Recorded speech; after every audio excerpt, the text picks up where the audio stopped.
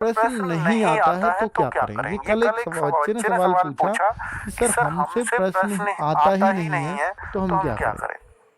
देखिए इसका जवाब तो बड़ा सामान्य से हो गया, भैया छोड़ के आ जाओ, छोड़ के नहीं आना है।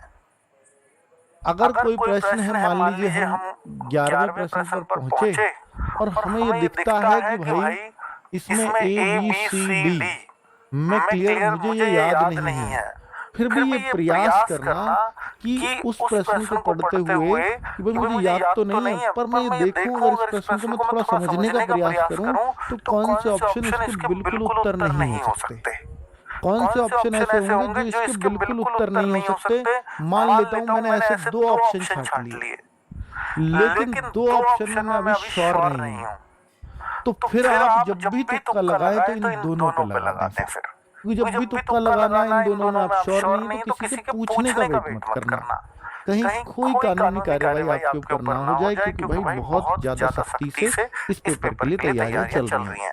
ठीक है, और उसमें साफ लिखा है कि अगर कोई पूछता पाछता भी पाया गया तो उसको परीक्षा से बाहर भेज दिया जाएगा। कार्रवाई तो पूछने पाछने पे नहीं होगी, लेकिन परीक्षा रोक दी जाएगी, ऐसा भी लिखा हुआ है। तो इसलिए उस चक्कर में मत पड़ना, मत किसी का देखना ताका झांकी करना, क्योंकि उतना ही सब जानते हैं जितना आप जानते हो, उससे ज्यादा कोई नहीं जानता।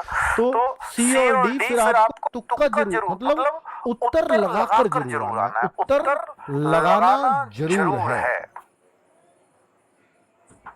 मतलब आपका 100 प्रश्न आएंगे तो 100 के 100 आपके टिक जरूर करके आने हैं।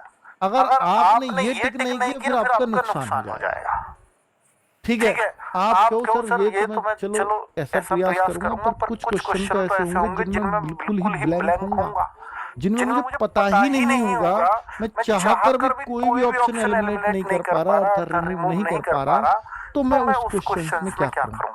तो फिर मेरा उसमें सलाह है कि अगर आपके ऐसे मान लेता हूं कि 10 क्वेश्चन ऐसे हैं जिनका अता पता ही आपको कुछ भी नहीं है, तो फिर उस केस में आपको क्या करना है, उसमें तुक्का ऐसे मत लगाना। कोई बच्चे लाइन लगा देते हैं, ए अगले में बी फिर सी, देखो कितनी अच्छी लाइन बन रही है, ऐसे लगा देते हैं। भाई ये नहीं करना आपको, आपको ये करना है सारे ऑप्शंस देखना और उनमें एक काम कर लेना कि या तो 10 के 10 प्रश्न में ए भर के आ जाना, या 10 के 10 में बी भर के आ जाना, या 10 के 10 में सी भर के आ जाना, या डी भर के आ जाना।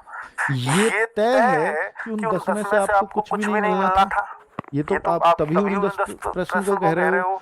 अगर उन 10 में से एक भी नहीं मिलना था और ये इनमें तय हो जाता है कि या तो आपके कम से कम 2 प्रश्न सही हो जाएंगे और 3, या 2 होंगे या 3 होंगे, इससे ज्यादा नहीं होंगे ना इससे कम होंगे। ठीक है, ऐसे केस में ये होता है, लक है तो 4 भी जा सकते हैं ऐसा करने से। लेकिन अगर आप कहो कि सर ऐसा अगर मैं दैवीय शक्ति मेरे ऊपर बैठी हुई तो मैं किसी में सी किसी में डी, तो उसमें चांस ये है कि आप 0 भी हो सकते हो और आपके 4 5 6 भी, इससे ज्यादा तब भी सही नहीं निकलने। तो उसमें रिस्क बहुत है, इसमें रिस्क बिल्कुल नहीं है अगर आप ऐसा उत्तर लगाते हो। ये मेरा आपको सुझाव है। अगर आप कोई भी ऑप्शन एलिमिनेट नहीं कर पा रहे तब ये चुनना। अगर आप किसी प्रश्न में एक कोई सा ऑप्शन एलिमिनेट कर पा रहे, 3 में तुक्का लगाया तो 3 में सब्सक्राइब जरूर करें। समझ में आई बात? चलो कितना स्कोर करें, इस स्कोर का टारगेट लेकर के बिल्कुल मत एग्जाम में चले जाना। वो टारगेट जब भी आपने अपने दिमाग पे हावी किया वो आपको अच्छा पेपर करने से रोकता है। ये कभी